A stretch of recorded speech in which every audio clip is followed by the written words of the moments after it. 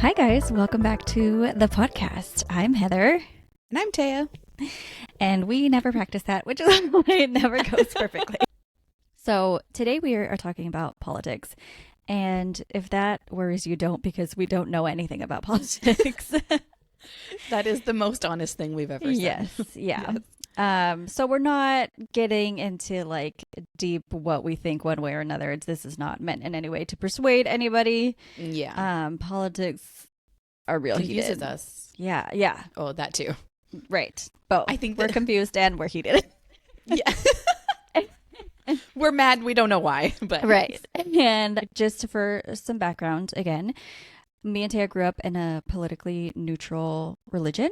We were encouraged to stay out of political conversations, to be careful not to have an opinion one way or another, to not be involved in world politics. And so when we left that religion about 3 years ago, it was like, oh, hey, we can have an opinion.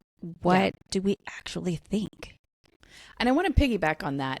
It wasn't just that we were raised politically neutral to the point where I don't know much about American politics. Yeah. I mean, politics in any country, but since we live in the United States. Right. I don't know anything about Canadian politics. Yeah. But yeah, so like this whole awakening, if you will, about politics goes back to even like, what are the three branches of government? Someone asked me that and I was like, who knows that? Judicial, Executive, presidential, and like the stock market. I think I said some like asshat answer. And I realized like I simply do not know a lot about politics. So if you don't either, congratulations, we'll learn together. And if you do, teach us. To the club. Yeah. I know when Edwin, my husband, was born in Mexico. So when he was taking his citizenship test, he was like, help me study. And I was like, I don't know any of this. George Washington. He was the first one. That's all I know. So yeah, I learned a lot with him. Okay. So yeah, so that's our background. We grew up knowing nothing about politics. And having no opinion on it. Yes. Yeah. And I remember people having conversations like at work about, Obama or Trump, Biden, whoever. And I would get so closed up. Like, I don't know what you guys are talking about. Please don't ask me anything, which working in a male dominated field, they don't. But yeah, I remember feeling like I have nothing to add to this conversation. I have no idea what you guys are even talking about. So yeah, it's nice to kind of dive in and feel like I know a little bit more about what's going on. Is it nice or is it totally overwhelming? I'm so overwhelmed. It's both for sure. Okay. I'm definitely overwhelmed. But at least I feel like I know what's going on. Yeah. Kind of. Sometimes. We say a statement and then we preface it with like, we think. Or yeah, I think. Or maybe, I don't know. So we voted for the first time for a president. We did. What, 2 months ago? Yeah. It's still. How did you feel voting? I was excited. Like, I was like, okay, I gotta get registered. How do you do that? Google, please help me. Also, Google has been our friend over these last few months. So yeah, it was exciting to get registered. I was also nervous. I was nervous about other people finding out that I voted. And it was also overwhelming. How about for you? Same. Registering thankfully wasn't hard, right? No. It was easy to do. I did me and Jake, but I was shocked because there was like a local election this summer, right? Because I got a ballot and I got a pamphlet, and I don't understand. Why are there so many people on that ballot? And then talk about the presidential one. I had no clue there were all those separate parties. Yeah, like going, and I'm like, I'm pretty sure they're just open communists. Like, what are these parties? Like, looking through the parties, there was one that was like the socialist something. Yeah. And I was like, isn't that a bad word? What? Yeah. Hold on here. So that was a surprise to me. I had no clue. And then, I'm since learning that like we live in a blue state. Yeah, we do. Okay. Yep. I was looking for confirmation there. Yep. Good job. Yep. Okay. So it's like our vote inside the state doesn't necessarily have a big impact, although every vote matters, I know. But what really, like, I'm learning local politics is where you can really have an impact. And so I was like, yeah, I'll do that. And then I looked at the ballot and I was like, Jesus, I'm overwhelmed. Yeah. What is, I don't For understand. Sure. And then so for that first election, I read it wrong. And so I saw something about like, you have to have someone witness your signature. And I was like, well, what? I have to have someone sign. No, you don't. No, you don't. It's like if you were unable to sign for yourself, you have to have it like, a notary or something like that. Yeah. And I was like, oh, geez. So you're freaking out. I just threw that one away. I was like, I guess I'm not doing it. Oh. And then, oh my gosh. And then for the presidential one, then I actually read it more careful. I was like, oops. Well, I was really just going to kind of eeny, meeny, miny, mow it. And that's not a way to do it. So I know. So I didn't. Yeah. For the ballot, the presidential one, I literally thought I was going to get a piece of paper that had like Donald Trump and Kamala Harris and like 2 boxes, and that's it. That's what they show in the movies, or at least on the cartoon. I'm desperately going back to like Schoolhouse Rock, where the son like remember the "I'm Just a Bill" song. Do you remember that one? I'm just a bill. Yeah, I'll stop singing, but you should look it up. Okay. It's very informative, and it's all about how a president can veto things. But anyway, that's basically the extent of your political knowledge about government. Yeah. Yeah. So yeah, that overwhelmed me, the ballot. And so I left a lot of it blank because they said I could. Yes. But next time, my goal is to be more informed ahead of time and to do more research on like local and state stuff, because there's all these positions, even in our town. There's all schools. these I didn't realize you voted for school people. Yeah. The port, which they determine a lot of stuff in this town. So yeah, that's my goal, is to be more educated for next time. And I don't have to know everything, but I would like to be more in the know. Yeah. So I felt the same. I opened my ballot and I was like, oh my God. And then I put it away for several days. And then I went back and I actually Googled like all the initiatives. I didn't realize we were voting on initiatives as well. Yeah. For our state. Yeah. Also right. That. Jeez. And I know they have like a little like tip at the bottom of it. Like if you vote yes, you are voting to like take away funds from schools and underprivileged children. And so I'm like, okay. So that helped a little, but then I definitely had to Google them. Yeah. And there was like a pro and a con. Yes. At the bottom with like, right. But if you vote yes, you're also, voting for this and this and this. Yeah. Yeah. And Google helped a little bit, but the wording is just confusing. Yeah. I don't know. That was my experience on it. And then a few days later, my husband also voted for the first time, and he was like, okay, well, like, help me. How do I do this? Like, help me figure this out. Yeah. And then we were looking over the initiatives again, and I was like, I've forgotten already what they mean. We're gonna have to look this up again. Yeah. That was challenging. And then I did look up some of the candidates. I mean, I think it's helpful that they put like their political party.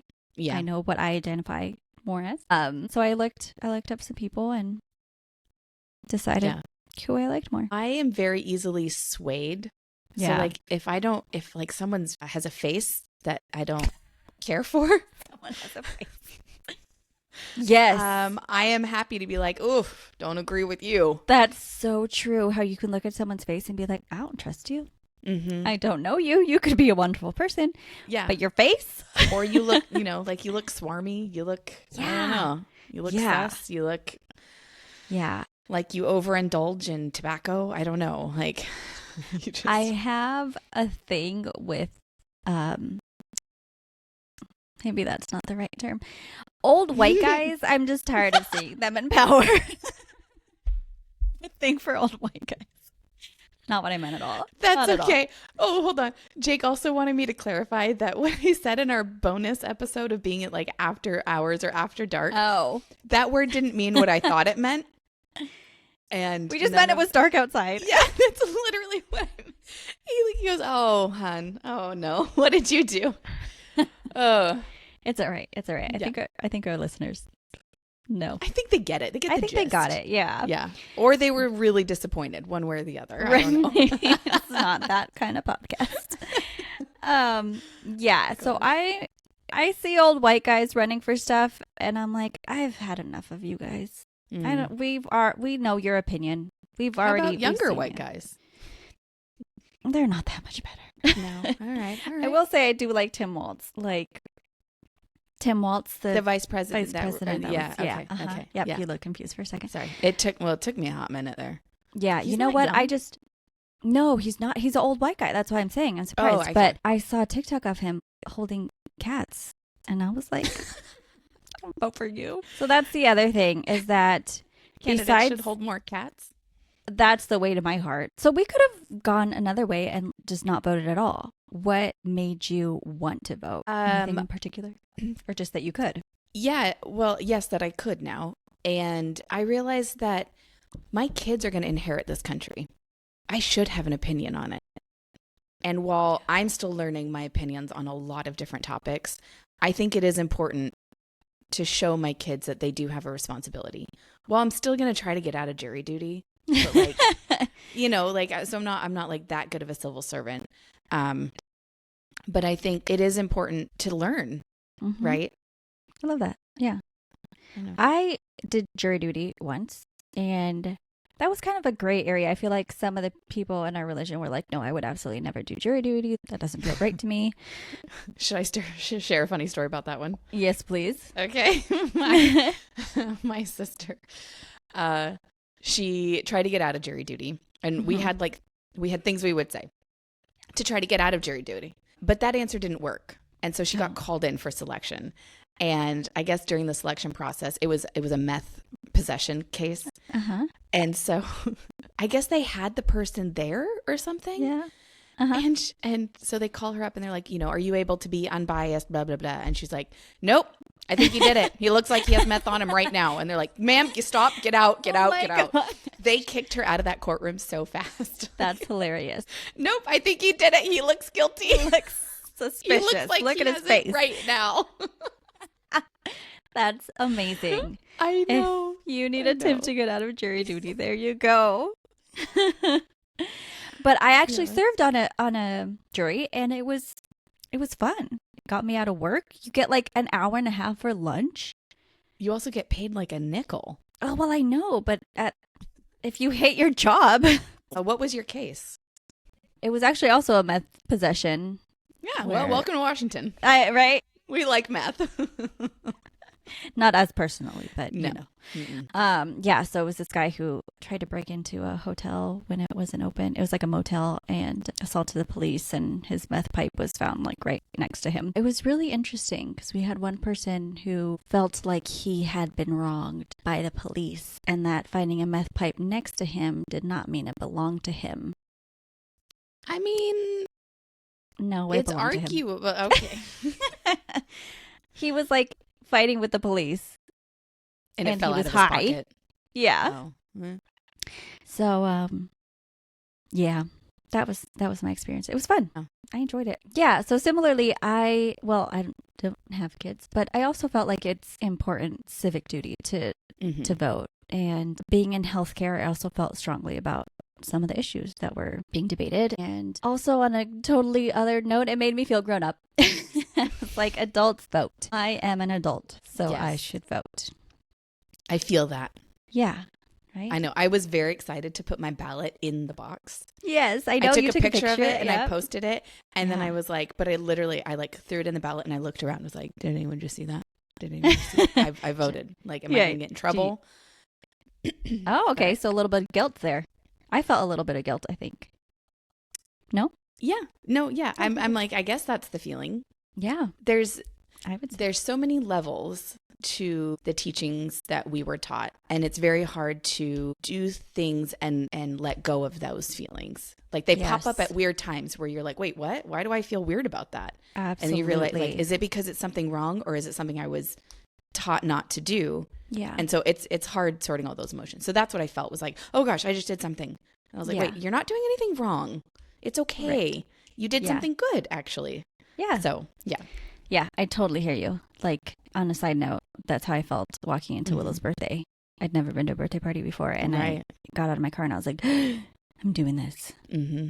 And yeah, it's scary. It's a little scary. Yeah. To do something that you were taught you shouldn't be doing. And maybe we can flip that to being excited rather than scared. Yeah. Right? I mean, it is. It's both. Ooh, yeah. Yeah. Yeah. I was surprised when you put your picture up on social media about you voting. I was feeling like, real sassy that day. Yeah, you were. I was like, oh, okay, she's telling everyone. I voted. I mean, know what? At a certain point, you just got to live your life. And again, sue me. I'm not doing anything wrong.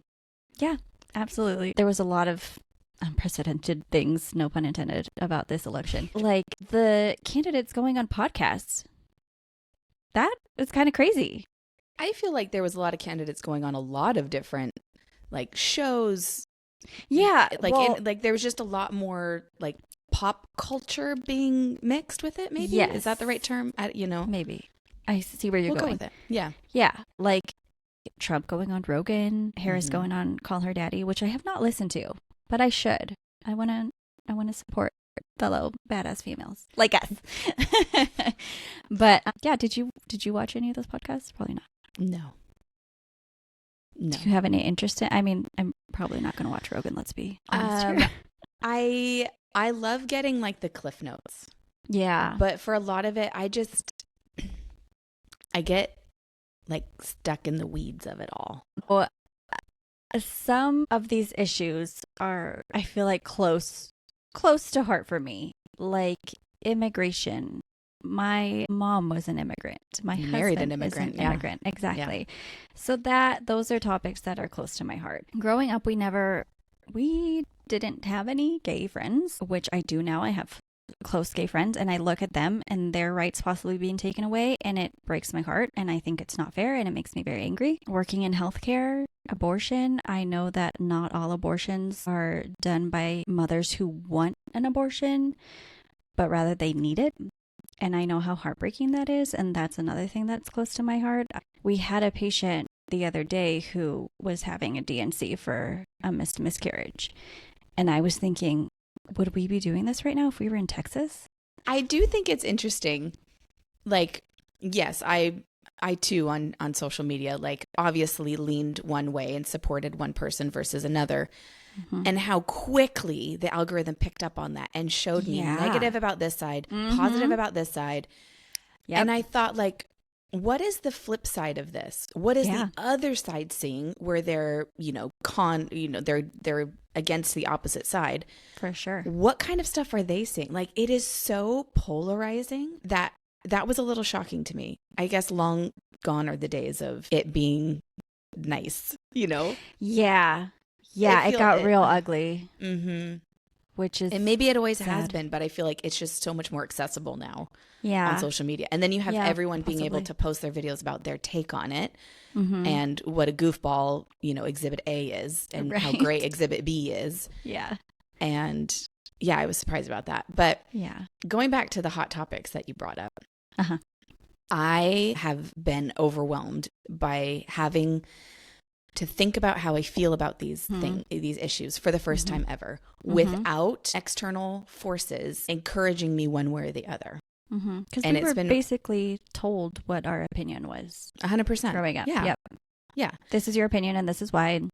And, this is what we believe. And that's it. That's it. So, topics like abortion, where I, felt a way about it, but kind of always in the back of my head was but I always kind of held on to the belief of you should be able to do whatever you want with you, right? It shouldn't affect me. Right. And so when then I was able to have an open opinion about it, really sitting in that and thinking about it from all angles, and then having a close friend who had to deal with a situation where she ended up needing one, and just seeing that firsthand and feeling the feelings involved. And I was like, this is so much bigger than so many different angles. I didn't know. And so it was kind of humbling because it's you really have to be well educated on a topic. I agree. I feel like the opinions that I had as well about some of those things like abortion when I was younger, I was very naive, and that's a good word for it. It's just naive. Yeah. I thought it's not out of ill will, but you just don't know. You just don't know. Yeah. You just don't know what you don't know. And I thought the people that are getting abortions are just people that are using it as birth control, you know? Right. But that's so not true. I always thought it was like the drunken one night stands. Right. Yeah. That was and now I'm like, no. Yeah. It's not how it goes. Gosh, it's embarrassing that I used to think that. I know. Right? Ugh. Yeah. It gives me the ick. Yeah. But yeah, even like, things like, well, trans rights too. That's where I was going. That's what I was thinking. Get out of my head. Like, yeah, trans and gay rights. Like, Mm-hmm. I feel like I subconsciously thought it was a choice. You chose to be gay. But then the more I spoke to close friends, I was like, that was the stupidest thing I could have ever thought. Like, did I choose to be straight? No. Just things that we were naive about. And I'm proud that we can know that and learn new things and change the way we look at things and what we believe. I'm proud of that. I think we've also been very fortunate to curate a group of friends that are able to help us, right? Where there's no judgment. We can have open conversations with a mixed lot, right? Like that girls' night where there was a Catholic, a Jew, and couple agnostics sitting in a room together, and like that's not the start of a funny joke. Like that really was one of our girls' nights, and we had a really open conversation about politics and religion, and it was just really refreshing that everyone had their own opinions about it and let everyone have their own opinions about it. Yeah. So and it was a very chill conversation. Right. It didn't get heated. No. Why So, can't we all be like that? It'd be nice. Why isn't it? Is it the lack of mutual respect? Like, how do we solve world peace? Like, how do we? That Jeez. is the calm question. down. It's a Monday morning. I think it's just people feeling very strongly about things. And if someone comes at you and feels very strongly the opposite way, your reaction is going to be to change their mind. And if you can't, it makes you angry. Sure. At least personally, I can see that. Are you speaking from experience? Yeah. I think if more people were like that, like, look, I would never have an abortion. My Christian values would not allow me to do it. Then it's like, great, don't have an abortion. If your Christian values are against gay marriage, don't get married to a gay person. If you don't agree with trans rights, don't have transgender surgery. Live your life the way you want to live it. Mm-hmm. But don't step on other people's right. Yeah, exactly. Yeah. We're so wise. It feels like it should be that easy, but it's not. It's not. I know. And that it's just so messy. And I really wish it could just be cleaned black up. and white. Yeah. Yes. Yeah. It'd make it a heck of a lot easier to join the party.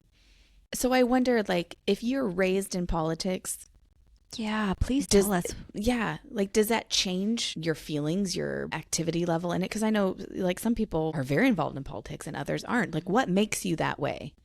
Is it being raised in it? Like, how are you educated? Are you relying on your high school civics class or social studies? Like, how are you learning these things? Are you also relying on TikTok? And if you have differing opinions from your family, like, how do you navigate that? Yes. Do you just not talk about it? Are you able to have those open conversations with family? Tell us all the things. I did like that meme that's like, I read it on the news. It's a quote. I saw it on TikTok. Yeah. I read an article. I read an article on TikTok. Yes. Yeah. I didn't realize this either, that people in a certain political party, it doesn't mean they're automatically going to vote for that political candidate. Like if you're Republican, you don't necessarily always vote Republican. I guess I didn't really realize that either. Yes. But I think that's a really good thing because, what if your candidate doesn't have the same values as you, even though they're in the same political party? You can think for yourself and be like, okay, well, even though we're in the same party, I just don't agree with the majority of what you want to do. Yeah, they might take a stronger stance on certain issues and a more mild stance on issues that you're passionate about versus the opposing candidate might take a stronger stance on issues you do care about, because no one fits the bill 100%. Right. Yeah. No one fits a party. Mm-hmm. I was listening to Tori Dunlap. She's got a financial podcast. I think it's called The Financial Feminist. And I really like her. And she's had some strong opinions about this election. And she was saying how candidates aren't an Uber. They're not going to take you exactly to where you want to go. They're a bus. You're going to get close. Who's going to take you closest to where you want to go? Ooh, I love that example. Right? That's Very perfect. intelligent. Very. And she's like, if you want an Uber, then run yourself. But anyways, we're going to keep learning about politics. I know you vote for stuff in between the presidential election. I don't know what it is, but I know stuff happens. I just don't know what it is. Within the next 4 years, stuff's going to happen. Is it every 2? Okay. Well, maybe senators, I think, are elected every 2 years, and then representatives every 6. I would like to make a motion. Please. Which house is what is it that they have no limit on how long they can serve? Is that a congressman or senator?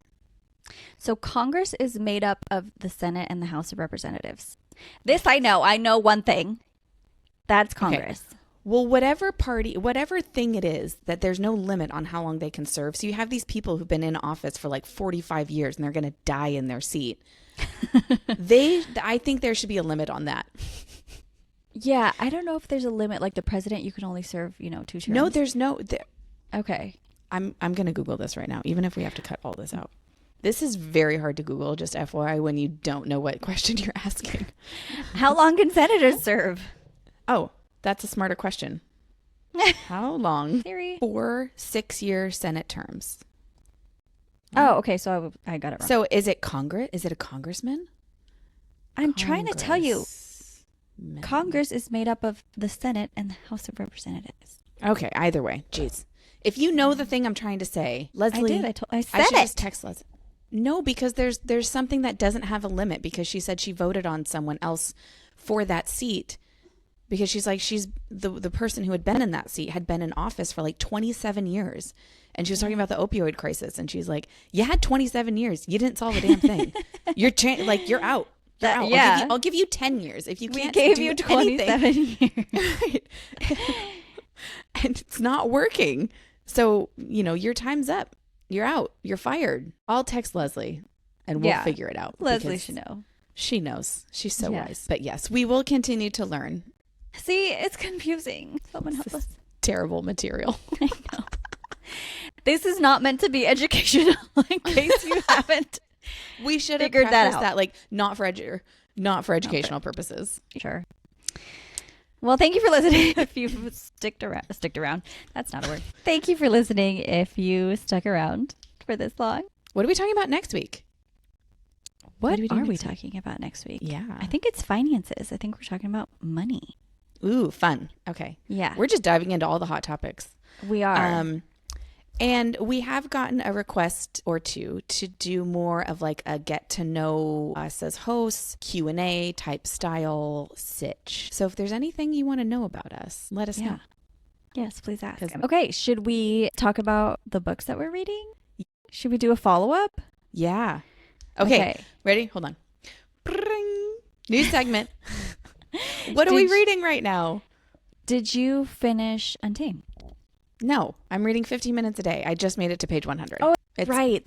But let me tell you, doing it this way, I feel like is a sucker punch every day, because it's just this like bite-sized little bit, and I can really mull it over.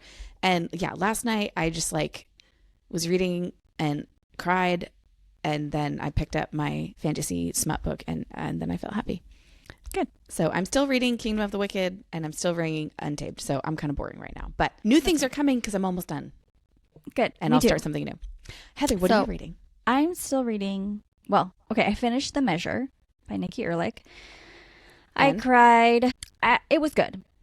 So good, not great. Good, not great. Somewhere in the middle, I started to kind of lose interest. I was like, okay, where is this going? Is this going anywhere interesting? And so I kind of fast forward a little bit. I kind of skimmed. And then I kind of got reinvested in the characters. I do like she's got chapters from different points of view, and then the people meshed together. I do like that. And then I just cried because, so I told you the premise is everyone gets a box and it has a string in it, and depending on how long your string is, that's how long your life is going to be. And it was so good because it brought up all of these like existential life themes. Like if you know you were only going to live about 10 more years, would you choose to get married? Would you choose to have kids? Is that selfish? Oh my God. If you were getting on a plane, would you want to know if everyone else was a short stringer? Like, is this plane going to go down? I am not an emotionally stable enough place to have this conversation. I was not emotionally stable enough to read it. And I put my review on Goodreads and I was like, there's just a pile of tissues next to me. Because some people chose to look at their strings. Some of the characters didn't. And you know what made me sad? I was like, everybody has a string. Everybody in life has a string. We just don't know it. That is so true. Right? Yes, it is very true. Yeah. And so yeah, and it's a sad thought. Yeah, it is. It would be a good one for book club. It's a good one to mull on and think feel about. sad together. Yes, feel sad together, but also like, would you want to see your string? Would you not want to see your string? I don't think I'd want to see mine, and I don't think I'd want to know anybody else's either. I couldn't handle it. I'd be like, we only have 10 years left. Or would it make you live those 10 years to the absolute fullest? Right? Because you wouldn't be like weighed down by like, well, I still, I'll do that when I'm retired. Like, no, babe, years left. You should really live it up, Or would you just accumulate a mass pile of debt? And would that really help the economy? Yeah. And that was the other issue in the book, was that there were, the short stringers and the long stringers, and the short stringers people felt like were dangerous. They had nothing to lose. Right. And some short stringers might want to take out other people along with them because they were mad about it. Okay. If a short stringer wanted to take out a long stringer, could they? No. So that was really interesting. There was like a short snippet of a couple that they had just gotten married, and the wife had a short string and the husband had a long string, and they both jumped off a bridge together, and he survived. Shit. Yeah. That would suck. Yeah. Because he had a long string. You can't die until your time. Ugh. Yeah. Yeah. Ugh. It was crazy. And then I did finish The Women by Kristen Hanna, and I love Kristen Hanna, and it was a great book. And again, I cried. I want to talk about Kristen Hanna there for a minute. Okay. You have told me to read her books for so long. I got gifted The Great Alone by Kristen Hanna. Mm-hmm. I had that book on my shelf for over a month. No, over a year. Excuse me, over a year. Okay, I was like, that's not that long. I was always like, I just not in the mood, And finally, when it got picked for book club, I read it, and I was not okay. Yeah. Like body racking sobs. Mm-hmm. And then I read The Nightingale, and the same thing happened. Not okay. Yeah. The first 100 pages, Kristen, you lose me. I'm real bored. I think she has to set the tone. I don't hate that. Yes. And then by the end, I realized I needed that first 100 pages to invest in the story and get the background and all of that. But that's quite a buildup to be so utterly devastated at the end. I have scars on my heart from these books. It is not. Yep. I know Jake read The Great Alone before me. He read it on a camping trip. And I thought it was funny. I'm like, he's really into this book, that's kind of funny. And then I read it, and he hears me sobbing, and he comes in and goes, did it happen? Yeah. And I was like, yeah, this, X so-and-so just did this and did it. And he's like, it's going to get worse. I know. And it did. Then I remember you texting me like, God damn it, Heather, if this person doesn't survive, or if this happens, I'll never forgive you. And I'm only kind of kidding. And I stand by those words. Yeah. Oh, no, man, I hear you. Those books. Yeah. So I've heard nothing but good things about The Women, and I hope it lives up to that. Yeah. I put it off for such a long time. I don't know why. Well, I had a friend who told me that it wasn't as great as she thought it was going to be, and I think that just stuck in my head. But I thought it was good. I thought it was up there with The Nightingale. The Great Alone is my favorite, but it was good. And then I'm still reading The Quiet Tenant, and I still don't know how I feel about it. I'm 30% in. Yeah. I don't know how I feel about it. I kind of stalled out on the Harry Potter too. Yeah. I'm on book 3, and I've been at 13% for about a couple weeks. Yeah. I just have other books, and I know I can get it whenever. I know I can read it whenever, and it's not something I have to be very invested in. So it's fun for that. It's almost like a palate cleanser. Yep. If I'm reading a scary book, I can go and Harry will calm me down. Good old Harry. Good old Harry. Yeah, I've got like 2 books that are due tomorrow at the library. I'm clearly not going to finish them in time. Because I haven't even started them. I'm going to have to renew. So maybe we'll talk about those next week. We check out like a pile of books as if we have nothing else to do all day but read. I mean, that's my dream, but yeah, it's part delusion and part optimism. That is a dangerous combo. Yeah, it really is. Okay, so next week we're going to talk about finances and money and retirement and 401ks. For what? Wasn't that on Friends? Yeah, Phoebe. She's like, I got a 401. No, Rachel. One of them. Who's FICA? Why is he taking all my money? Exactly. So, we're going to talk about finances, and we hope you listen. Yeah. So let us know in the comments your thoughts and opinions on today's episode and the politics and all that kind of stuff. You can also tell us what you're reading because we're curious too. And clearly our TBRs are already too long. Let's add a couple more books onto it. So yes. Yeah. All right. You can find us on Instagram at 30 Flirty and Freaking Out. Yeah. We also have a TikTok. It is TFFO Podcast. Yeah. So follow us there. And we do highlight the cats of TFFO. So if you like cats, do. maybe Tim Walton will find it. That'd be great. Tim, we'd love to have you on the show. Oh my gosh, that's hilarious. Yeah. All right. Thanks, guys, for listening. We'll see you next week.